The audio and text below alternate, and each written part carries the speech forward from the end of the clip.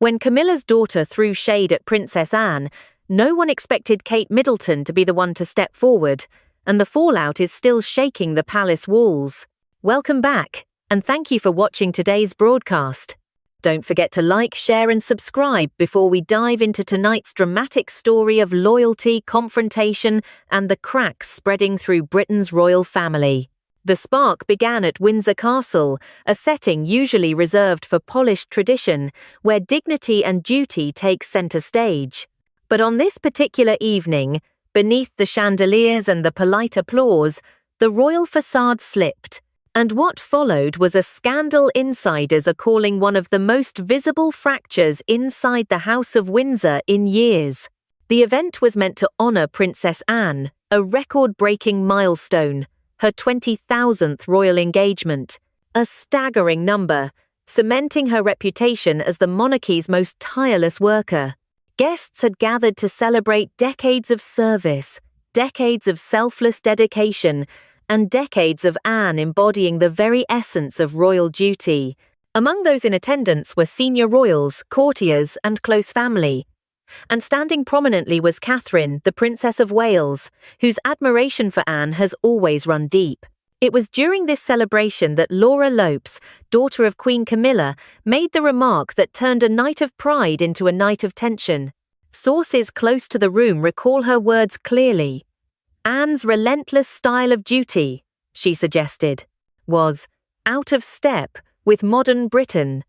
She contrasted Anne's approach with what she called the fresh energy of younger royals like Kate herself and William. To many, it sounded casual. To others, it was a direct slight. But from the mouth of Camilla's daughter, it became something far more explosive. Witnesses described the atmosphere as if the air itself had frozen. Smiles stiffened, champagne glasses lingered mid-air, and polite conversation died instantly. And then, Kate stepped forward.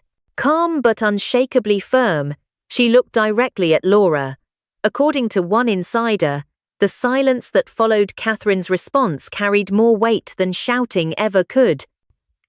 Kate, who has built her image on grace and quiet diplomacy, rarely steps into open confrontation. But this time, she could not let the insult pass. Not when it targeted Anne, the very royal she views as a model of duty, resilience, and strength. To Kate, it wasn't just a remark about being old-fashioned. It was an attack on the monarchy's backbone. Analysts note the symbolism. Princess Anne represents endurance. Catherine, the new generation. Together, they form a bridge of continuity. And when Laura's comment struck, it threatened to split that bridge in two. Catherine's defense of Anne was more than family loyalty. It was a stand for tradition, for stability, and for the legacy that traces back to Diana herself. This moment also revealed the shifting dynamics of palace power. For years, Kate has been praised for her discretion, her ability to smooth tensions without ever becoming the story.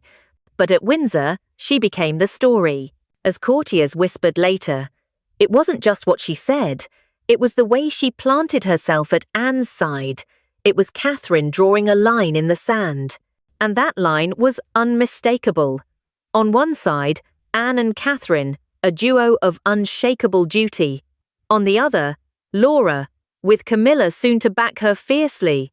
In the middle, King Charles, the monarch tasked with holding together a family defined as much by its divisions as by its traditions.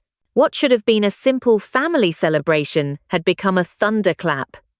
The Queen Consort's daughter had provoked the Princess Royal, and the Princess of Wales, usually the quiet diplomat, had risen to defend her aunt with unmistakable resolve. The question now is clear. Was this a one-off moment of tension, or the beginning of a deeper royal rift? Make sure you stay with us, because this is only the beginning. In the next chapter, we'll reveal how Camilla reacted when she heard of Kate's intervention, and why palace insiders say the fallout could alter the balance inside the monarchy itself. Camilla did not take long to hear what had happened at Windsor Castle.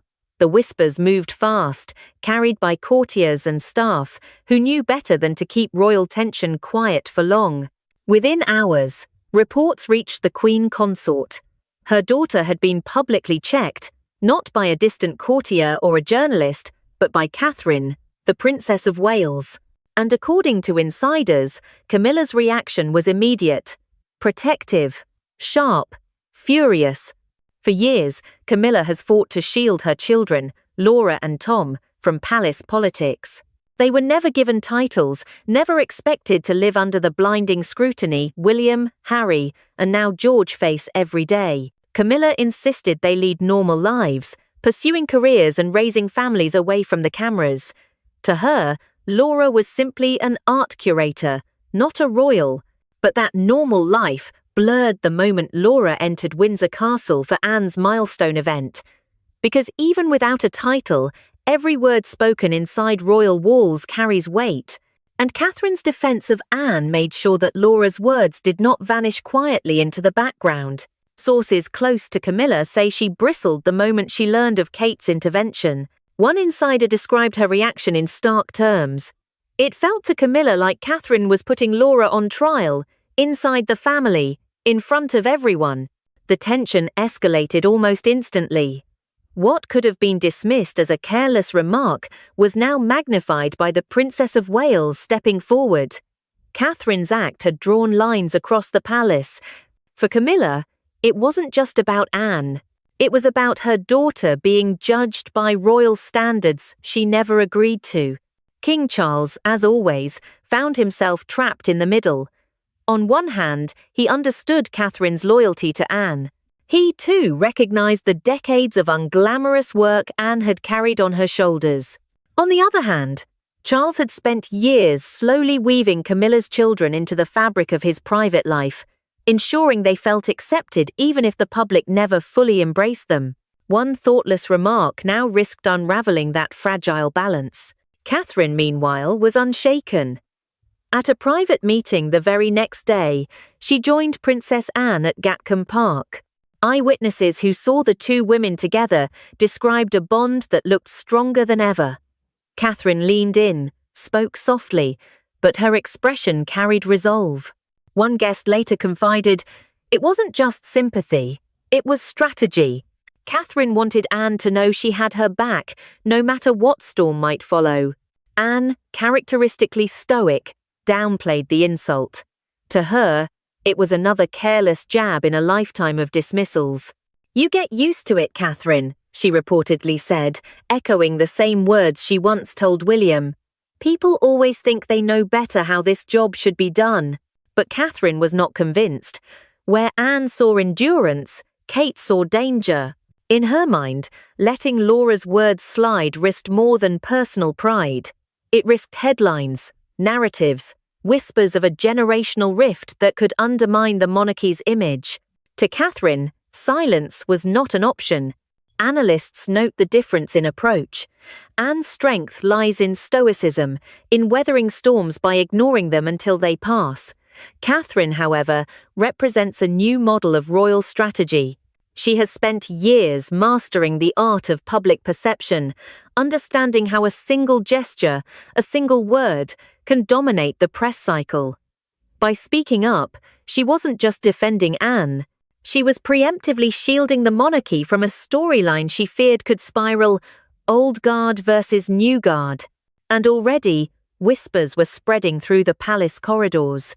Staff spoke cautiously about the icy silence between Catherine and Camilla at later events. Seating charts began to shift subtly, ensuring Catherine and Laura were not placed side by side. One courtier, speaking anonymously, admitted, "The frost was unmistakable. Everyone felt it. Catherine had drawn a boundary, and Camilla knew it." Charles attempted to broker calm. At a private family gathering days later, he raised the issue carefully. Those present described his tone as weary, deliberate. He reminded them all that unity was their strongest shield. He urged Catherine to let the matter rest, but according to sources, the Princess of Wales held her ground. "Intent does not erase impact," she told the room, emphasizing the sting Laura's words carried for Anne and for the crown. Camilla countered, her voice sharp, defending her daughter. She argued that Laura had no intention of insulting anyone, that she was simply speaking casually, like any ordinary guest. To her, Catherine's response had blown the matter out of proportion, but Catherine, unwavering, insisted that the family could not afford to ignore such remarks, not when they struck at the very foundation of service Anne represented. The meeting ended without resolution. Anne departed quietly, as always, returning to her relentless schedule of engagements. Charles sighed, carrying the weight of both sides. Camilla left protective and defensive, and Catherine, though outwardly composed, had made it clear this was not going to be buried. What had started as a throwaway comment was now a crisis of principle. For Catherine, it was about more than Anne. It was about respect, loyalty, and the delicate balance of a monarchy constantly watched, constantly judged, and constantly at risk of fracture. And as the days passed, the tension did not fade. At a glittering charity gala at Clarence House, Laura and Catherine finally crossed paths again. What happened there, according to witnesses, only deepened the divide. Clarence House glittered under the chandeliers, filled with the hum of polite conversation, clinking glasses, and the refined laughter of Britain's cultural elite. The gala was meant to celebrate art and philanthropy, a stage where Laura Lopes, accomplished art curator, daughter of the Queen Consort, should have felt completely at ease. She moved gracefully through the room, discussing exhibitions, charming patrons, and posing effortlessly for photos. For most of the evening, it looked like nothing could touch her composure. But the moment Catherine entered alongside Prince William, the atmosphere shifted. Guests couldn't explain why, but the air grew heavier. Conversations faltered, and those who knew the family well could sense it immediately. Tension had walked into the room. Observers say Catherine maintained her signature poise, offering warm greetings to donors and chatting with old friends. But her distance from Laura was visible, calculated. She kept her circle tight, rarely allowing their paths to cross. To the casual guest, it may have seemed accidental. To insiders, it was deliberate. Catherine was polite, yes, said one guest later, but she wasn't making any effort to hide the frost. When their paths finally did cross, the room seemed to hold its breath. Witnesses described the exchange as brief but pointed. Catherine's greeting was cordial, clipped, professional. Laura responded with a calm, measured tone, but with just enough defiance to sting. According to one account, Laura remarked that she hoped everyone could keep perspective about a past matter, a thinly veiled reference to her Windsor Castle remark. For Catherine, the refusal to acknowledge the insult directly confirmed her fears. It wasn't just a careless comment anymore. It was a refusal to respect Anne's decades of work. One royal watcher noted, "The way Laura spoke, it was as if she thought the issue was already closed." But Catherine's eyes said otherwise. Camilla moved swiftly, noticing the frost in real time. She placed a protective hand on her daughter's arm, guiding her away with a practiced smile that didn't quite reach her eyes. To those who observed closely, the Queen Consort's irritation was palpable. For Camilla, this wasn't just about Laura. It was about Catherine publicly drawing boundaries around who had the right to criticize inside the family. Anne, meanwhile, remained steady as ever. She spoke to donors, encouraged young philanthropists, and carried the evening with her usual discipline. But some noticed subtle signs: a firmer set of her shoulders, a shorter tone in private conversations. Catherine later confided to close friends that Anne looked heavier that night, as if carrying not just royal duty, but the unwanted weight of family tension. The ripples did not stop at Clarence House. Palace staff, who often serve as silent witnesses, began whispering about the growing chill between Catherine and Laura. Seating charts were carefully rearranged at upcoming events, ensuring the two women would not be placed side by side. Behind the polished surface, quiet logistics kept the peace. Inside the palace walls, however, the narrative hardened. To Catherine, Laura had dismissed Anne's sacrifices with arrogance. To Laura, the entire matter had been exaggerated beyond recognition. and Camilla, fiercely protective, believed her daughter was being unfairly targeted for simply speaking her mind. King Charles could no longer ignore the fracture. Courtiers urged him to act before speculation spread further, and so he called for a private family meeting at Buckingham Palace, away from the grandeur of state chambers. The drawing room, intimate and quiet, became the stage for a confrontation no cameras would ever see. Charles opened carefully, reminding them all that unity remained their strongest shield.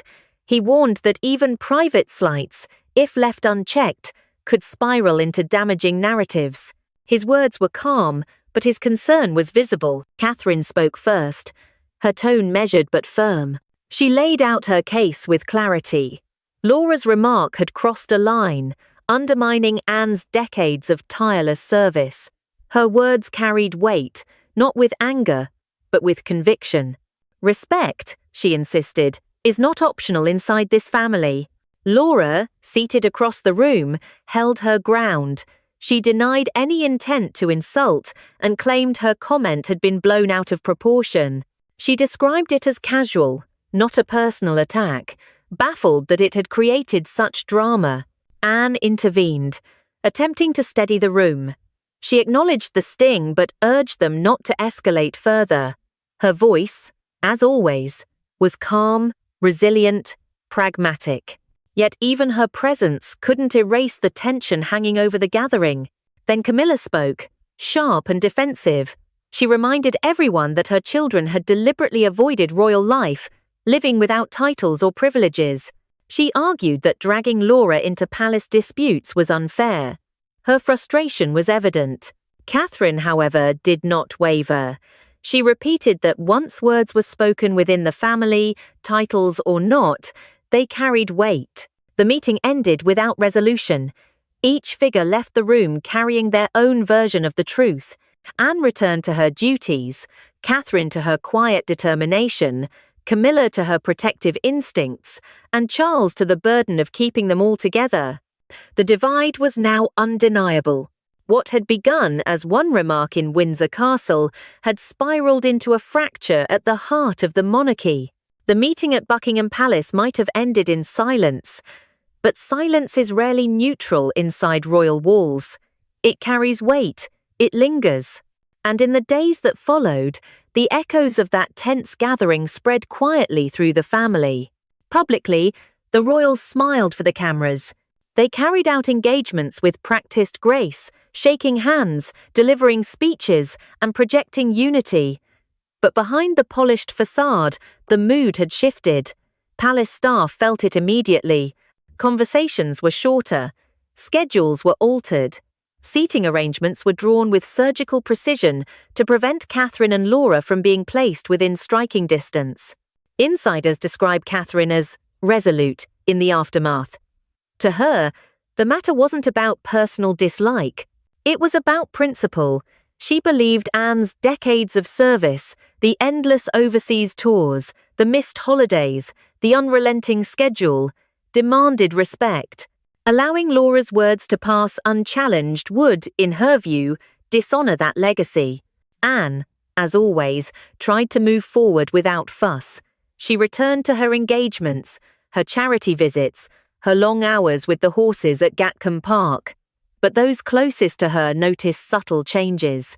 A firmer set to her jaw, a cooler tone in private moments, a tendency to leave gatherings earlier than usual. The Windsor Castle remark had cut deeper than she admitted. For Camilla, the protective instinct only grew stronger. To her, Laura had been unfairly judged, an outsider dragged into the weight of royal politics she never signed up for. She confided to Charles repeatedly, reminding him that her children had built their lives outside the palace spotlight. They had never sought the relentless scrutiny that William, Harry, or now Catherine endured. To Camilla, Catherine's persistence felt like an overreaction that risked widening the family divide. Charles himself faced the hardest task. As king, he carried the duty of holding the monarchy steady. As husband and father, he felt compelled to shield Camilla and her children, and as father-in-law, he could not dismiss Catherine's resolve. Those close to him say he spent sleepless nights weighing each side, frustrated that a single remark had erupted into a crisis. One afternoon at Windsor, Charles invited Catherine for tea. Their conversation, according to palace aides, was deliberate and heavy with meaning.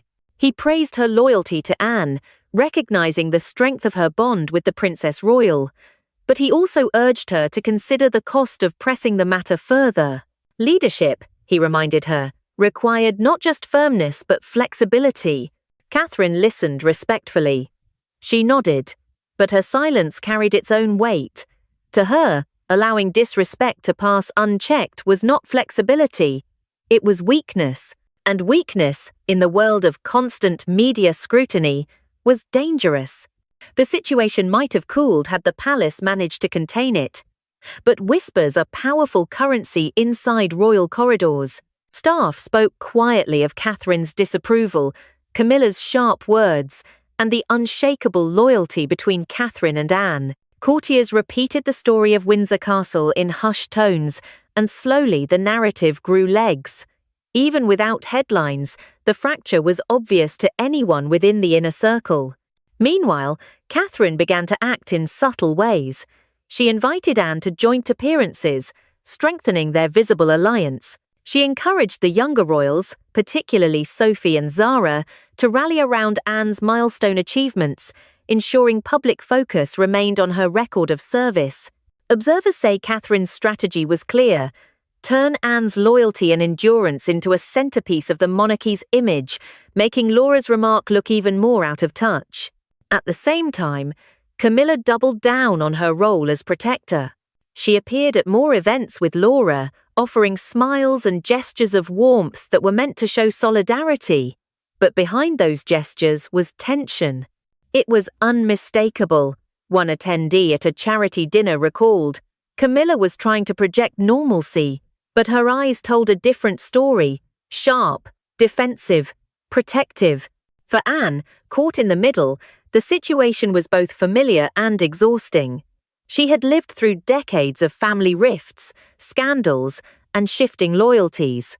Yet even she admitted privately to friends that this episode felt different. It wasn't about her brothers, her children, or even past controversies. It was about a step-family tension that had finally broken the surface, and she, unwillingly, was at its center. By now, the divide was clear. Catherine stood firm in defense of Anne, William quietly backing her resolve. Camilla shielded Laura, convinced the criticism was unfair. Charles juggled loyalties, trying to patch the cracks without choosing sides. And Anne carried on as she always had, dutiful, composed, but now visibly weighed down. Observers note that what gave this story its sting was not the comment itself, but what it revealed. Respect and loyalty are the pillars of the monarchy. A careless remark had exposed how fragile those pillars can become when personal pride collides with tradition. And though the cameras continued to capture smiling faces, the truth was undeniable. The Windsor Castle remark had left a scar, one that would quietly shape every gathering, every interaction, every calculation inside the palace. Weeks passed, but the tension did not dissolve. If anything, it hardened, becoming the silent backdrop to every family appearance. Smiles were painted on for the cameras, but those who knew the palace well could read the gaps, the stiffness of body language, the careful spacing between certain figures, the absence of warmth where it once existed. Catherine, however, did not retreat. She was determined that Anne's service would not be diminished by a single careless remark. Instead, she began to move strategically, weaving her defense of Anne into the very fabric of public life. At charity events, Catherine often highlighted Anne's achievements. She spoke about the Princess Royal's tireless work with Save the Children, her decades of overseas tours, and her unmatched commitment to duty. Subtle, deliberate, these remarks were not random. Observers could see the pattern. Catherine was amplifying Anne's record at every opportunity, ensuring the public remembered exactly who embodied the spirit of service inside the monarchy. And Anne, though characteristically modest, seemed quietly moved by the attention. Standing beside Catherine at joint appearances, she allowed herself rare moments of warmth, brief smiles that suggested appreciation for her niece-in-law's loyalty. For royal watchers, the bond between the two women had never been more visible. One commentator put it simply, Anne and Catherine became a double act, the old guard and the new, united by the same language of duty, lay. But this strengthening alliance only deepened the fracture with Camilla. The Queen Consort, fiercely protective of Laura, read Catherine's moves as deliberate provocations. To her, every speech, every pointed mention of Anne's service was a reminder of the slight she believed had been exaggerated beyond proportion. Camilla's irritation, aides say, simmered just below the surface. Laura herself tried to remain distant, focusing on her art career and her family life. Yet the shadow followed her. At exhibitions and cultural events, whispers circulated. Guests quietly asked about her tension with the Princess of Wales. Friends noticed her reluctance to speak of the royals at all. What had begun as a single remark now coloured how people perceived her presence in public. Inside the palace, Catherine's influence grew more noticeable. Courtiers, who carefully shape royal schedules, began aligning Anne and Catherine more frequently. Their partnership projected stability, continuity, and an image the public adored. Side by side, they represented two generations of women carrying the monarchy forward. Behind closed doors, insiders admitted the symbolism was powerful and intentional. Meanwhile, Camilla responded in kind.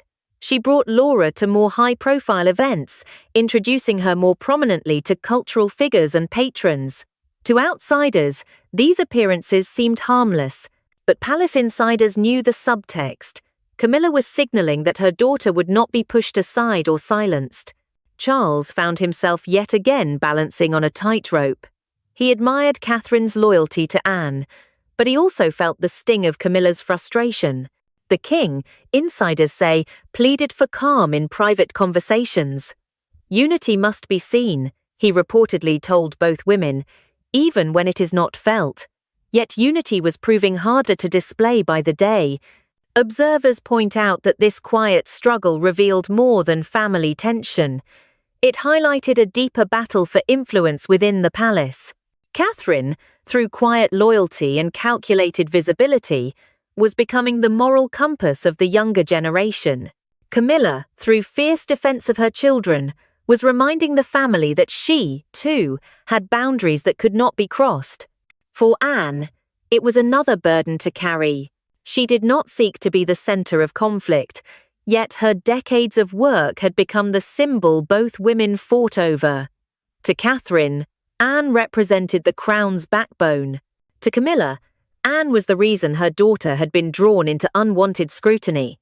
And Anne herself simply continued her work, stoic, unshaken, but visibly weary.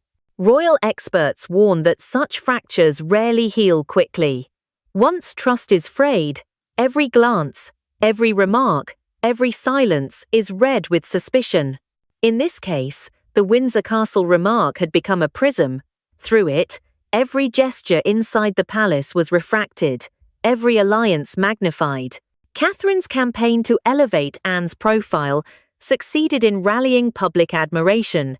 Polling, though not directly tied to the incident, showed a steady rise in Anne's approval ratings, with commentators praising her as the hardest-working royal. At the same time, Camilla's protective maneuvers for Laura drew whispers of favoritism, the very perception Charles had worked years to avoid. The gulf widened. What began as a private remark had now evolved into a battle of influence. Two women, two approaches, two visions of loyalty, playing out in the shadows of Buckingham Palace. And beneath it all, one question grew louder. How long could the monarchy maintain its polished image while carrying fractures this deep? Time passed, but the tension never fully disappeared. Instead, it settled into the rhythm of palace life, always there, silent but undeniable. Smiles for the cameras, polished ceremonies, carefully curated appearances. To the public eye, nothing seemed amiss. Yet inside the royal household, Everyone knew that one remark at Windsor Castle had left a mark. Catherine continued her quiet campaign. She stood by Anne at public engagements, highlighting her decades of service whenever possible. Her speeches carried subtle reminders of endurance, loyalty, and sacrifice. Each mention seemed deliberate, a way to reframe Anne's image not just as a hard-working royal, but as the very embodiment of duty. Observers noted that Catherine had transformed the insult into opportunity, turning Anne into a centerpiece of the monarchy's narrative. Anne herself carried on in her usual fashion. She rarely spoke of the incident, focusing instead on her unending schedule. Yet friends confided that she seemed more withdrawn at family gatherings, leaving earlier, keeping her conversations shorter. She wore her stoicism like armor, but even armor can show dents over time. Camilla never softened her stance. She remained protective of Laura, appearing at cultural events with her daughter at her side. To allies, it was a mother's natural instinct. To critics, it was proof of division, an insistence on elevating her family, even at the risk of alienating others. Her irritation toward Catherine, aides whispered, never fully faded. Laura retreated further into her professional life, but the shadow lingered. Invitations still came, but the curiosity followed her. Whispers about Windsor, about Clarence House, about Buckingham, became impossible to escape. For someone who never asked to play a public role, the unwanted attention was its own kind of exile. Charles, more than anyone, felt the weight of the fracture. He continued to mediate, to balance, to soothe. But even the king cannot heal what pride and principle keep apart. His dream of unity, his blended family embraced as one, remained fragile. In private, he admitted to confidants that the Windsor Castle remark had shown how easily harmony could be undone. Observers agree, this was never just about one sentence. It was about what it revealed. The monarchy rests on respect, tradition, and loyalty. When those are questioned, even casually, the cracks show. Catherine's fierce defense of Anne underscored the depth of her commitment to those values. Camilla's protective shield around Laura revealed the complexities of blending families under one crown, and Anne, caught in the middle, became the silent witness to a storm she neither caused nor wanted. In the end, there was no dramatic apology, no public reconciliation. Instead, there was an uneasy truce. Catherine and Camilla maintained civility, but the warmth was gone. Anne continued her work, with Catherine often at her side. Laura faded back into the quiet corners of cultural life, and Charles, as always, carried the burden of keeping the image intact.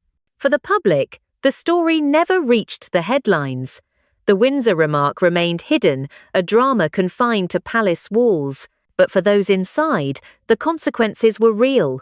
Trust had frayed, loyalties had been tested, and though the cameras never captured the tension, those who lived it knew the scar would not fade easily.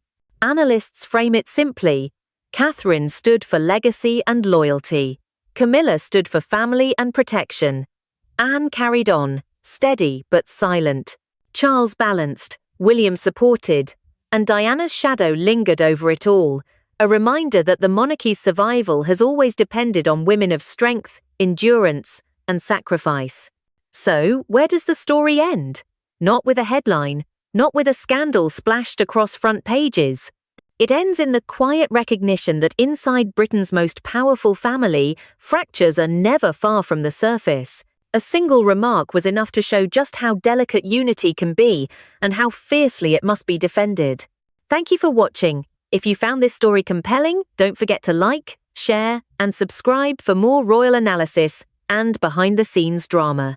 And tell us in the comments, was Catherine right to take a stand, or should she have let it pass, as Anne suggested? Your thoughts matter, and this story is far from over.